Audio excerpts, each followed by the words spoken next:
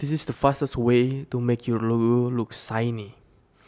Here, just as usual, drag your logo to your After Effects here at Projects and drag it to make a new composition and search effect called CC Light Sweep. Just drag the effect to your logo. And then you can see a lot of settings there like rotation, thickness, intensity, or whatever it is. Just change it whatever you want. And then the thing that is important is to move the center.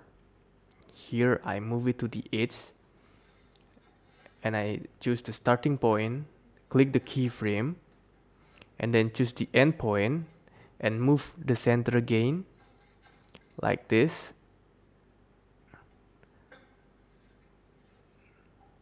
Then you have it.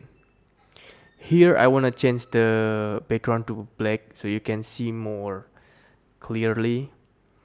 And for the rendering, I want it to be transparent. I change the composition setting first to become full HD 1920 and 1080 and press OK. And I need to scale it down. It is too big. Nice. Okay.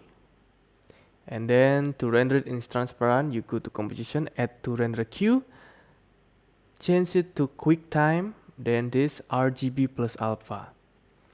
Here you can render.